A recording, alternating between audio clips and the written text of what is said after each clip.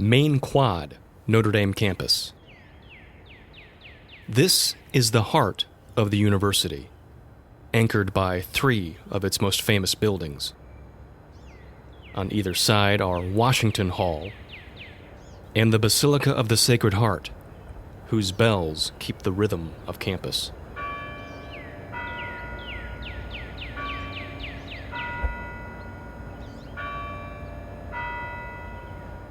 In the center, of course, is the main building, its golden dome one of the most recognizable landmarks in higher education. The main building is at the center of many traditions as well. Among the most famous of those involves the steps. After commencement, newly minted graduates form a long line to scale the steps for the first time.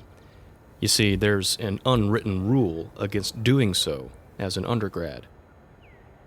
The tradition is said to date back to the time of university founder Father Edward Sorin and 19th century smoking rituals. Yeah, smoking. You see, only after students had earned their degrees would they be deemed worthy to scale the steps and have a smoke with the faculty on the front porch.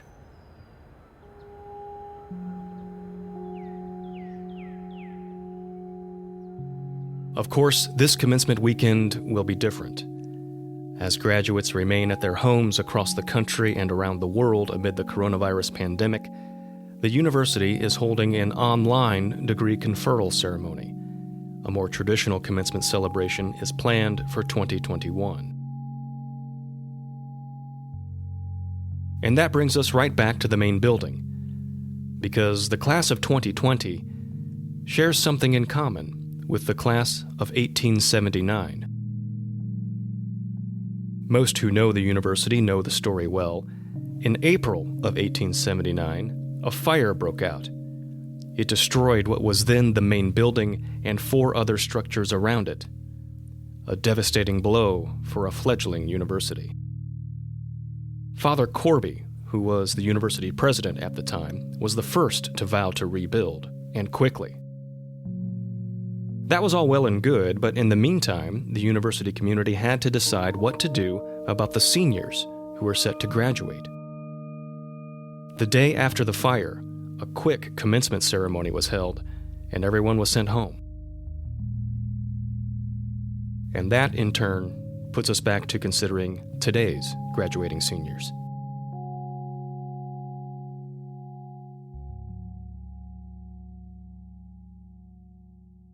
Brady. Hey, Mr. Fuller. Good to be speaking with you. Please call me Andy. Brady Stiller is the top of the class of 2020, the valedictorian. He spoke to us from his home outside New Orleans about his Notre Dame journey and this incredible moment. It's an amazing story, even just how I ended up at Notre Dame.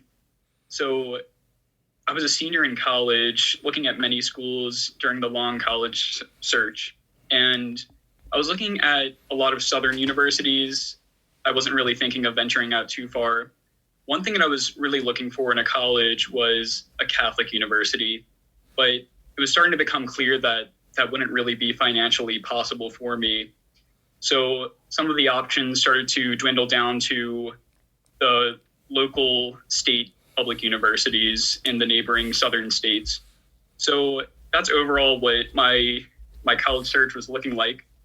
And all of a sudden, at the beginning of senior year, I think this is all providential, and I use that word very intentionally. My mother had felt like she had heard whispered to her South Bend, Indiana, and she'd asked me what that meant, and I'll be honest, I did not know what that meant at all, what that was referring to. She didn't know either. So we looked it up and found out that that's where the University of Notre Dame is located. So that was a surprise to us both. So she felt because of that I should start looking into applying to Notre Dame. And this was bizarre for me to be applying to Notre Dame. It felt far out of our reach, both academically and financially. I thought there was no way. But it turned out at the end of my senior year, I was getting pretty close to going to a Southern state university. And we visited Notre Dame's campus for the first time saw the Golden Dome at night, driving to campus glowing. And we had a nice few days there on campus. And this was me about to graduate from my high school, not knowing where I would go. And I let my parents make the decision. I told them, you know what is possible for our family. You know what is best for us. And they said, Brady, we think you should come here. So we committed at the end of my senior year of high school, and it's been a blessing ever since. So faith, a major part of your decision, and it's a major part, I think, for a lot of students who choose Notre Dame. And that helps to explain a little bit why one of your majors was theology. The biological sciences, though, was that always something you were kind of interested in high school, or what made you decide on that as well? Both biology and theology mean so much to me, and I love them both equally, and I'm grateful that I had 4 years to study both of them. So both of them became a great interest of mine in high school. I loved my biology courses, and that was a first sign that I should major in that in college. But also, being at a Catholic university now, I had the privilege to study theology, especially with one of the best theology departments in the country. I had benefited a lot from many high school theology classes, and it was a given that I would try to do both in college. The purpose of studying biology, in addition to just loving the sciences, I was interested in healthcare for many years, and in many ways I still am. But there came a year, I think it was junior year at Notre Dame, a lot of my friends were beginning to study for the MCAT. And that was the question in my mind: do I commit financially and emotionally to this life path, whether it's studying for the MCAT, applying to medical school, going through interviews, having the 10 or so years of schooling and being in residency. So I saw that as a big decision. And I didn't think that ministry, which is something else I was thinking of doing, that ministry and medicine were mutually exclusive. But I realized that I had to make a decision between the two. Which should I pursue first? And that's when I sort of let go of the medicine path. And ever since then, I've been kind of picking up and building upon this call that I felt in ministry for many years. But even then, I've been able to contribute to science. I've been in an ecology lab for 3 years and 2 summers. So I still see science as an everyday part of my life. We'll get to the ministry in a second, but I did want to ask you about London. I'm so grateful, looking back, that I had the chance to study abroad. I think that's something that most students look back gratefully upon.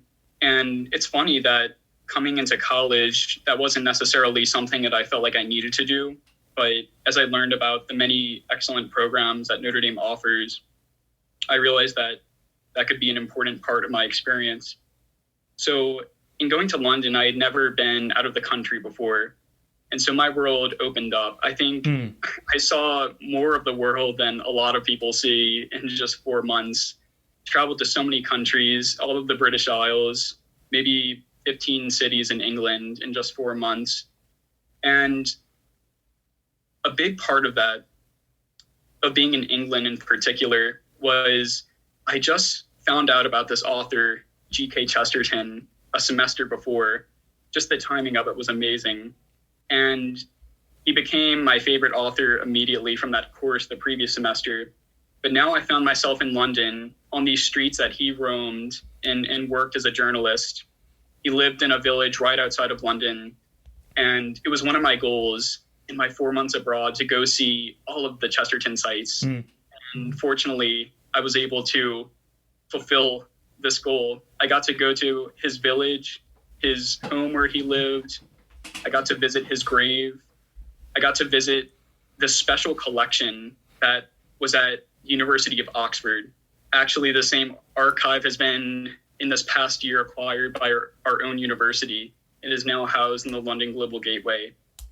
And when I was studying abroad in London, I didn't think in a year I'd be writing a thesis on Chesterton and using the same archive now in London. So it's amazing how those 4 months, in addition to opening up my world, helping me to become a global citizen, how that all set up for a return to work with the archives in London. So as you mentioned, from here, you are entering the priesthood. How did you discern that? This all began during my high school years at Jesuit High School in New Orleans. And the Jesuit priests there would make a presence among the students. They were there to talk with us between classes. And this was a time of my life where I had a lot of big questions about the world and about my own life and how all of these things fit together. And both through their Ignatian spirituality and through their lives as a model, they gave me a lot of answers that satisfied my questions that I had. And these Jesuit priests that I knew, they were the most joyful people that I had ever met up to that point. You could just tell they had this peace about who they were. They knew what their lives were about. And I wanted that deeply during that time, and I still do. You said there was a point at which you felt like you maybe need to decide which to pursue first, medicine or ministry. Choosing ministry now, does medicine play in at some point down the road, or what do you think about that? I think that's a question that I'm living into every day of what that will look like. I think there are examples of priests who are both. We see Father Foster, a Holy Cross priest who is a doctor also. And a lot of it does depend on the timing, but that was the question that I was bringing up junior year of, am I going to go to medical school and then seminary? I just realized that was a lot of time. I realized that I kind of needed to choose one, at least in the short term. And this felt like a right decision to continue pursuing this deep longing, this deep inner conviction about myself. And even just the thesis, which I wrote the next year, the senior year, about vocation, and that being all of my deepest convictions from the past 6 years welling up and taking form into this thesis. I felt like this was heavy on my heart and that I needed to pursue this immediately. Although I think committing to the Jesuits, if that's what happens for my life in the future, that is to commit to being in the world, in a sense, to further studies. I can see myself definitely doing further studies in theology and philosophy. That's a given. But in terms of science, that's also a possibility, whether I will be in the classroom of a high school or college teaching science. I've loved research. I've done it for the past 3 years, and I love that type of inquiry. I think also medical ethics are really important in this time, especially with the field of genetics developing a lot. There's a lot of ethical questions that arise with the developments in science. So I see this as not leaving medicine behind and biology behind, but maybe putting it on the back burner for a little bit and seeing when it'll pop back up more concretely.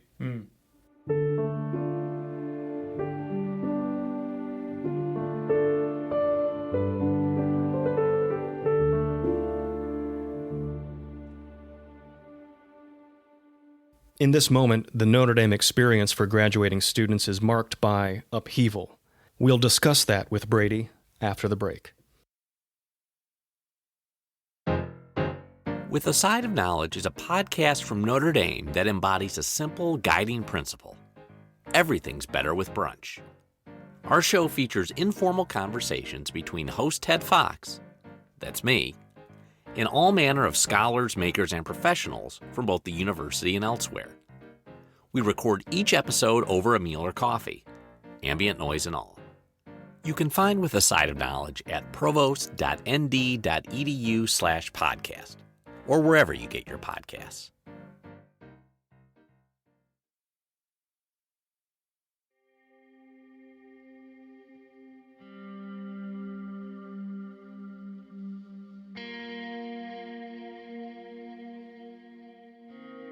Of course, it's difficult to mention this year, and especially this academic year, without talking about the massive disruption caused by COVID-19. What were some of your initial thoughts as you saw some of these announcements being handed to you via email or whatever channel? As you started to read this, did it come as a surprise? Did you think this was kind of the way things were going? What did you make of it? I think it was a great surprise at first, and just one surprise after another.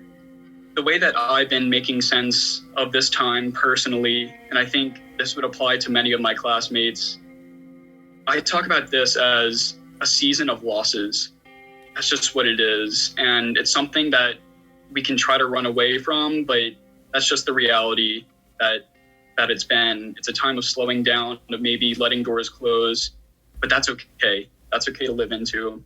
But it was the first announcement that we got saying that we wouldn't return for at least a few weeks. Maybe we would have the chance to return to campus for the last few days of senior year and then commencement. I think we were all a little sad about that, but we knew that we still could return in a few weeks, even though we were losing a few weeks of our senior year. I think what shocked me about that news was that just a few weeks ago in one of my science courses, we were tracking the numbers of COVID-19 in China, and the numbers were relatively low. Not many countries around the world were experiencing it quite yet. And we never would have thought America would have developed with what it looks like today. The whole country shut down, the whole world shut down. Would have never seen that coming and taking away the last few weeks on campus of our senior year. And we got the next installment of news that we wouldn't be returning at all, but possibly for commencement. This was another round of sadness, because what this meant was that my sixth man and I and Dunn, our days of living together were over. And I could tell that was weighing on us all, but at least we'd see each other for commencement. And then we got the news that commencement would be virtual. And that was crushing. Even if it was an important and necessary decision by the administration, I think that was the right one to make. And for so many reasons, that's crushing. And I saw many stages of grief on display in my fellow classmates and even in myself.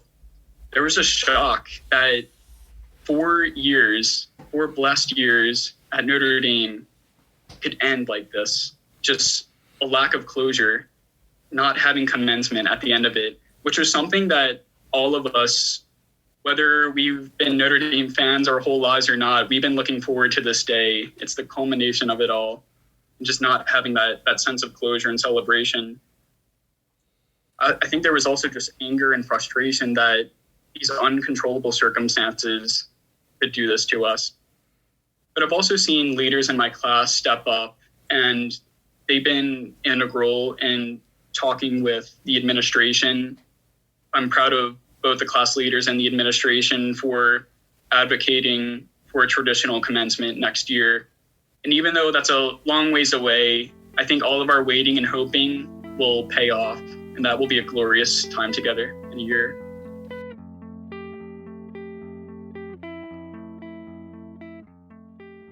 I've definitely felt the distance of not being all on campus together.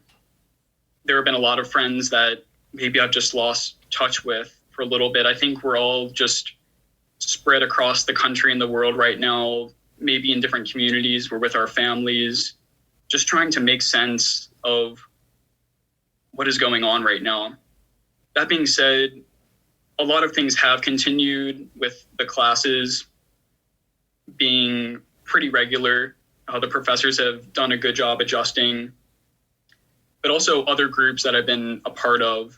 So I was supposed to do Vision 2020 this summer, and we've been meeting weekly for reflection over Zoom. And that has been an avenue for gathering in prayer and talking about the situation, which naturally comes up in our conversations of how is God at work in this. You are the valedictorian of a unique class in Notre Dame history. Have you thought about it in that way? It's funny that you put it in that way, because that's the first thing I realized when I was invited to compose an address for my class. I realized immediately this year is like no other year. And although commencement is traditionally a time of celebration, I was watching some of the previous commencement addresses and listening to those, and beautifully composed and delivered and just full of celebration in the culmination of 4 years. I realized that in composing an address, it would have to be that. It would have to be joyous and celebratory. But we couldn't ignore the elephant in the room. There's something that is lingering. It'll still be with us mid-May when we have our virtual ceremony. It'll still be weighing on our hearts and affecting our experiences, whether that's economic impacts, family impacts. The impacts will be lasting months and years, and we'll be having memories of this. So I realized that this was a unique year, a unique class. But I also realized that we're unique in that we had this special connection with another class in Notre Dame's history. We're part of this long, old story, one of hope. And the class of 1879, as Father Jenkins had rightly connected our class to a few weeks ago, the class of 1879 had to be sent home April of their year. There were seniors in that class with their campus in ashes because of the Great Fire of Notre Dame. Nearly all of their campus burnt down. And I realized one thing. Both the class of 2020 and the class of 1879 have been sent home at the end of their senior year. And we're both defined by a crisis. That's unavoidable. I think both of these years, 2020 and 1879, will evoke forever the memory of a destructive fire and a pandemic. But we also have the precedent of the class of 1879, which decided that they would not be defined only by a crisis. They decided that they would be defined by their heroic decisions and their hope that they had in the midst of that crisis. And so I've been reflecting a lot on that history and that story of how Father Soren came to campus days after the Great Fire, and he looked around, embers still hot, everything in ashes, and he said, "I will not give up. We will rebuild it bigger and better than ever." And immediately, everyone started working long days, making millions of bricks from the mud of the lakes on campus. And I saw in that a precedent and a model that we have to follow, because we're part of that same story. We're defined by a crisis, just like the class of 1879, but we can also be defined by making the most of the opportunity before us. Did we just get a preview of your 2021 address? You did. That's right. Well, you've got a little time to work on it, but it's coming along very nicely, I must say. What you mentioned, this is a season of losses, and I think that's an appropriate and an eloquent term. What brings a smile to your face during this season? There have been a few other times in my life like this, and these have been the hardest times in my life, but they've also taught me the most. One example is in 2005, when my family's home was flooded by Hurricane Katrina, living in a suburb of New Orleans. And we couldn't pretend to be happy in the aftermath of this crisis. I think to be happy in the aftermath would be wrong. And it took us at least a year, many years, to process how this could happen to us, what this meant for our past, which was now a whole chapter that is violently ended, and what this meant for our future, financially and in other areas.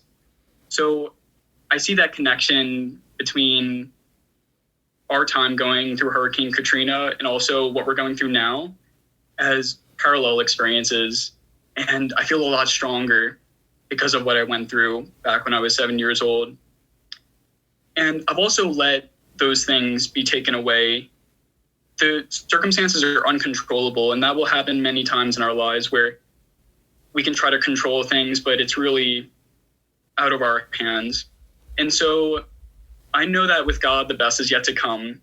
And for every door that has been closed, I've trusted that if all of these doors are being closed, there's a door that's about to open to something amazing. And that's the hope that I've been holding on to. We must take the circumstances in our country, in the world, as they are. There is an element of we need to let go, and we need to let it be what it is. We can't restore our commencement this year. That's something we can't go back on. We can't restore the weeks of senior year that have been taken away. But I think there are models out there for us. I think one great model for us being the Fighting Irish is seeing the class of 1879 and how they fought and how they made the most of the opportunity in the midst of crisis. So I think it's a both and. We need to maybe let go of the things that we can control, not let that cause any more anxiety in this time, but also to look forward to what are the things that we can do? What are the things that we can let go of so that we can get into the dirtiness of the situations around us, to go out in heroes and not just pitying ourselves in these times.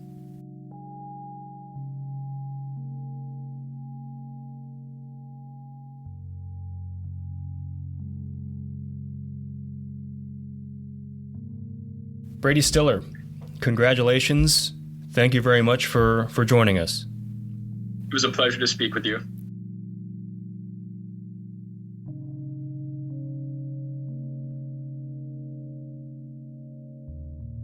The best part of that story of the Great Fire of 1879 is what we know only in hindsight. Father Sorin famously said, "As soon as the bricks cool, we'll build it bigger and better." And they did, in time for classes in the fall of that year. About 3 years later, the statue of Mary was added atop the Golden Dome. From there, Notre Dame's trajectory was set. Not without trials, not without lean years, but there was never any doubt about the fight in the Irish. Maybe those lessons of resolve can keep Irish eyes smiling through this time.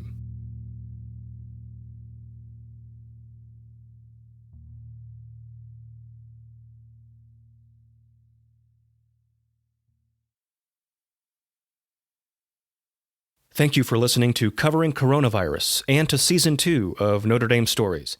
I'm your host, Andy Fuller. We plan to be back when the academic year resumes in the fall, but be watching for special episodes until then. We leave you once again with When Irish Eyes Are Smiling, arranged and performed by another graduating senior, David Tran.